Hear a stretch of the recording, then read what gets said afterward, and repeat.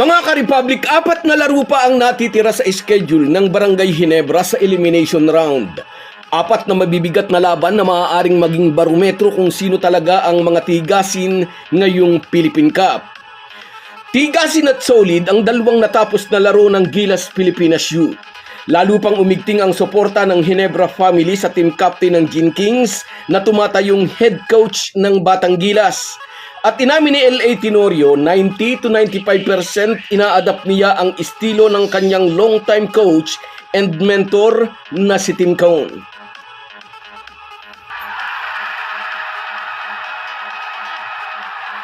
Pag-uusapan po natin yan, pero bago ang lahat ay maglalambing po ako sa inyo na isubscribe ninyo itong ating channel at kung di masyadong makakaabala ay i-like at paki-share na rin ninyo. Malaking bagay po yan sa aming mga vlogger. Maraming salamat.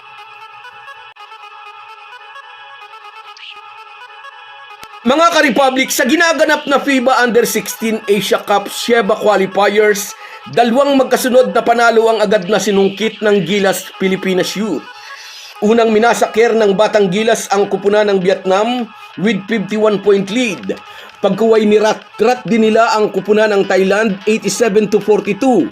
2-0 na ang Batang Nationals na minamando ni L.A. Tenorio.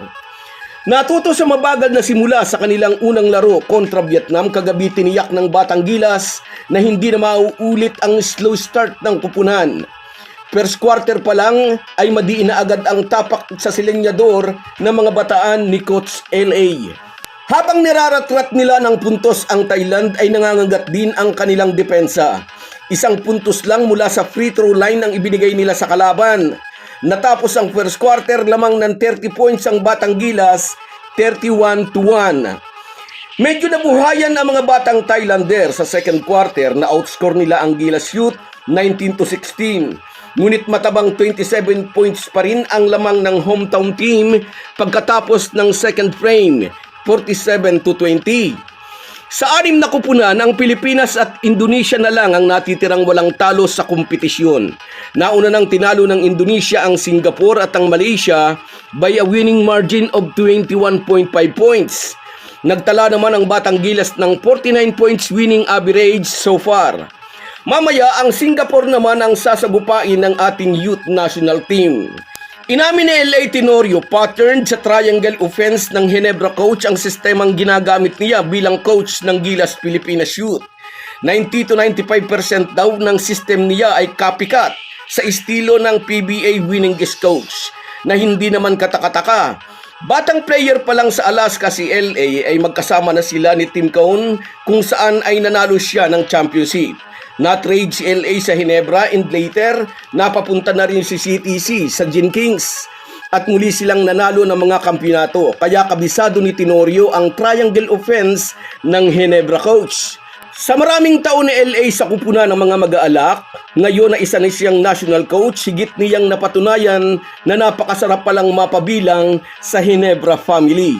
Nakita ni L.A. ang buong suporta hindi lang ng mga Ginebra teammates, kundi pati ang kanilang mentor na si Tim Cone.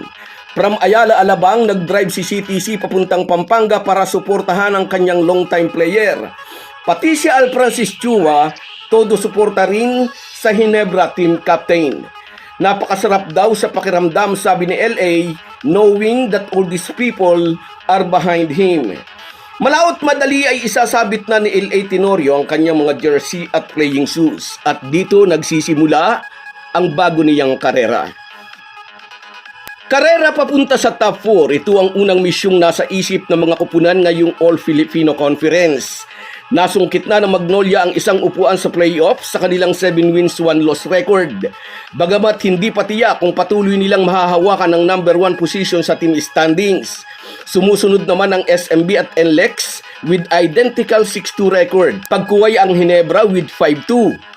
Kasunod at humihinga sa liig ng mga mag-aalak ang Tok and Tex at ang Rain or Shine na parehong may record na 4-3. At hindi pwedeng mawala sa conversation ang Meralco. Tinalo ng Bolts ang NLEX kagabi, paalala raw sa lahat na hindi pa sila out at sila ang defending champions. Dininay ng Meralco ang outright na pag-qualify ng NLEX sa quarterfinals dahil sa talong ibinigay nila sa mga ito kagabi. Tulad ng nasabi na natin, ang unang misyon ng bawat kupunan ay unahan sa top 4. Magkakaroon ng twice to beat advantage ang top 4 mula sa 8 sasalta sa playoffs. Sa record na 5 wins and 2 losses, 4 na laro pa ang nasa schedule ng Barangay Ginebra at mabibigat ang 4 na labang ito. 4 na laban na maaaring maging barometro para malaman kung sino talaga ang mga tigasin ngayong All-Filipino Conference. Sa May 30, araw ng Biyernes yan, makakabangga ng mga mag-aalak ang defending champion Meralco.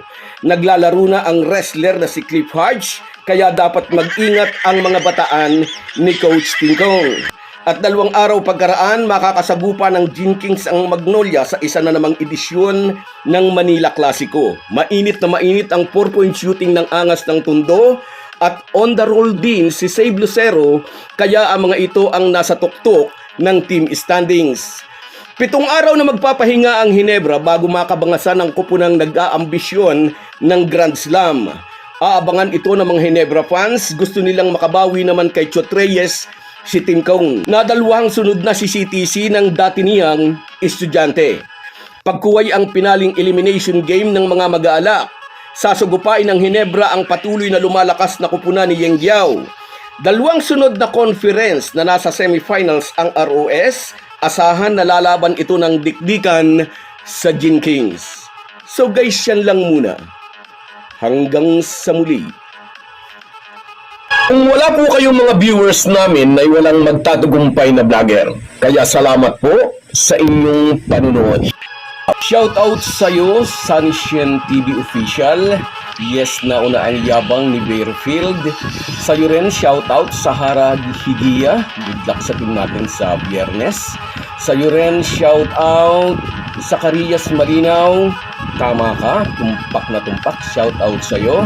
Sa iyo rin, shoutout Reggie Jimenez. Tama ang sinabi mo, kabayan. Salamat na andin ka na naman.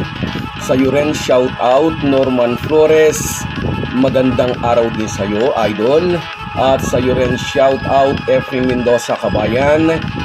Congrats daw sa Team Kings at kina Iskati sa bagong baby. At sa iyo rin, shoutout Crisaldo Aragones, sana mayroon ding subscribe. At sa iyo, Borlagatan Donald mula dyan sa Singapore. Salamat sa inyong lahat. Kahit gaano po tayo kabisi, ay huwag po nating kalimutan ang ating buhay espiritual. Lagi po tayong magpasalamat sa bawat araw na dagdag sa ating buhay. Malaki po ang maitutulong ng pananalangin araw-araw. Isang paalala po mula sa inyong Halo-Halo Sports Republic.